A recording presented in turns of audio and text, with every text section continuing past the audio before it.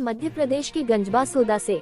गंजबासौदा आज नगर में नीम मोहल्ला स्थित चौरसिया परिवार द्वारा गंगौर चल समारोह राजेंद्र नगर, गांधी चौक, सदर बाजार, सावरकर चौक, सुंदर मंदिर से होते हुए पचमा मार्ग गंगौर वाले बाग मेले में विश्राम हुआ। घनश्याम चौरसिया ने बताया, गंगौर की प्रथा बट्टूलाल चौरसिया द्वारा प्रारंभ की गई थी, जो कि आज भी शहर में कायम है। गंगौर का व्रत महिलाएं अपने सुहाग की लंबी उम्र के लिए करती है। चल समारोह में महिला, बच्चे, पुरुष सम्मिलित हुए। महिलाओं ने रंग गुलाल से गंगौर प्रतिमा के साथ होली खेली।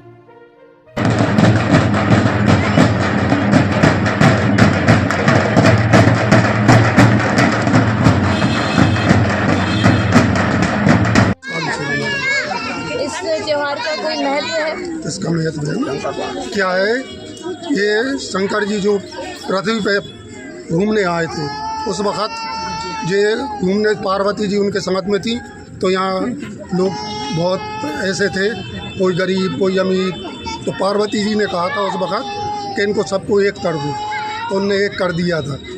तो फिर इस वक़्त जब वो यहीं रुके थे बगिया में, उनकी एक बार बगिया की टटिया टूटी तो वो गए, पार्वती जी से कहा आप ही जाओ, आप ही बुला के लाओ वो ठीक करने वाले को। एक चल समारोह कहाँ से कहाँ तक निकाला जाता है? ये चल समारोह निकाला जाता है नीम मोहल्ले से, और गांधी चौक, राजनगर, गांधी चौक, सावरकर चौक, फिर वापस आता है मेले में। ये प्रथा किसने शुरू की थी? ये बट्टूलाल चौरसिया ने की थी। अब इसको कौन निभा रहा है? घनश्याम चौरसिया, रामनारायण चौरसिया और चौरसिया परिवार। धन्यवाद।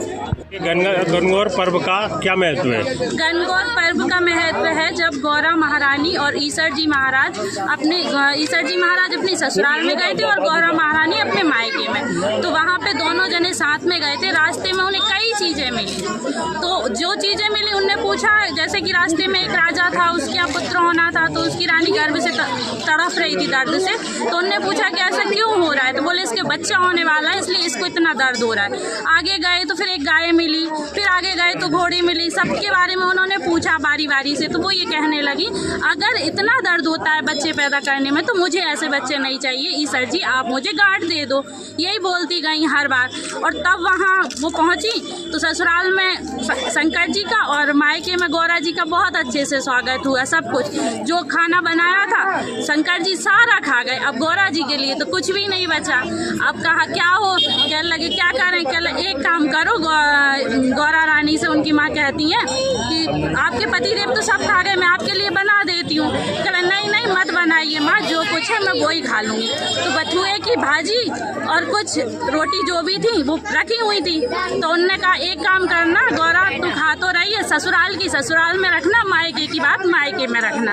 आपका शुभ नाम क्या है? मेरा नाम रीना नामदेव है। तो ये गंगौर जो चल समारोह निकल के आया है, हाँ। ये कहाँ समापन होगा?